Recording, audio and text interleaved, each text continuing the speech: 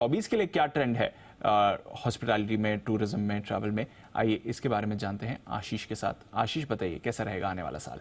पांचों पिछले 2 साल इस स्पेस के लिए अगर आप देखें तो काफी शानदार देखने को मिले। इनफैक्ट अभी जो इनिशियल ट्रेंड्स निकल कर आ रहे हैं बता रहे कि 2024 में भी अगर आप देखें तो जो रूम रेंट्स हैं आपको तकरीबन 7 से लेकर 10% तक की बढ़त यहाँ पर पिछले साल के मुकाबले देखने को मिलेगी। 2023 ऑलरेडी काफी हाई बेस था जहां पर अगर आप देखें तो पूरी सेक्टर ने, पूरे इंडस्ट्री ने काफी अच्छा परफॉर्म किया और इस हाई बेस के बाद भी 7 से लेकर 10% की जो ग्रोथ है वो एक्सपेक्टेड है। और ना कि सिर्फ लीजर सेगमेंट में, अगर आप देखें तो दूसरे तरीके के जो ट्रैवल है, बिजनेस ट्रैवल है, यहाँ पर भी रिकवरी पूरी तरीके से देखने को मिल रही है। कीमतें यहाँ पर भी बढ़ती जा रही हैं तो इसका भी एक इम्पैक्ट देखने को मिलेगा। अब अच्छी बात यह भी है कि इंडस्ट्री के लिए जिस प्रकार से मांग लगातार पिछले 3 साल से बढ़ती जा रही है उतने हिसाब से अगर आप देखें तो नई कैपेसिटी नहीं आ रही, तो इसके चलते हम देख रहे हैं कि जो ऑक्यूपेंसीज हैं काफी अच्छी होती हैं। पीक सीजन में 90% से ऊपर की ऑक्यूपेंसीज आप देखते हैं। कीमतों में लगातार बढ़त देखने को मिल रही है। अब लेकिन ट्रिकी ये बात होगी कि पिछले 2 साल में अगर आप देखें तो स्टॉक्स काफी ज्यादा चल चुके हैं। मिसाल के तौर पर अगर आप देखें तो 2023 का मूवमेंट आपको बताता हूं। कामत होटल 173% की तेजी देखने को मिली, EIH 41%, lemon tree 40%, royal orchid यहाँ पर 20% और दिग्गज F&O का स्टॉक है इंडियन होटल्स, यहाँ पर भी अगर आप देखें तो 38% की बड़ी बढ़त देखने को मिली है।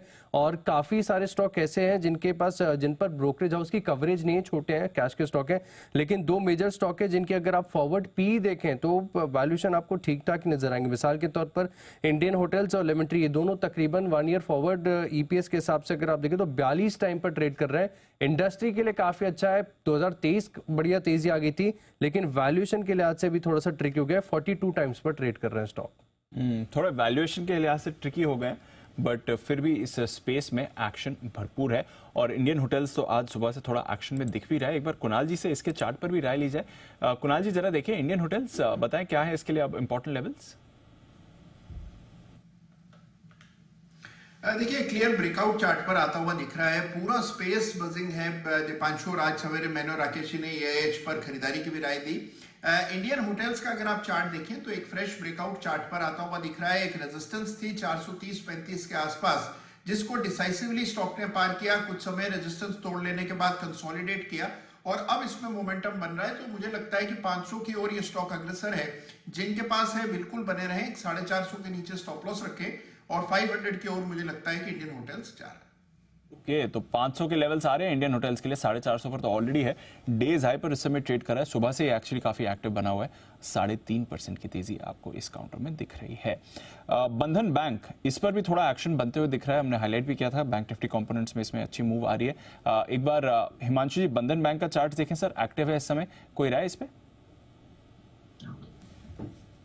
भी स्टॉक में आज एक अच्छा ब्रेकआउट आया है। मुझे लगता है कि तेजी की पोजीशंस अगर हैं तो आप डेफिनेटली होल्ड करें। फ्रेश खरीदारी की पोजीशन अगर आज ये स्टॉक जो इसने आज के हाई बनाए हैं लगभग 258 रुपए के ऊपर के, इसके ऊपर अगर ये निकलता है तो फ्रेश मोमेंटम प्ले भी किया जा सकता है।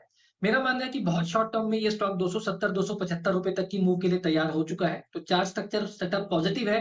एग्जिस्टिंग पोजीशंस को होल्ड करें। फ्रेश खरीदारी 258-260 के ऊपर भी की जा सकती है।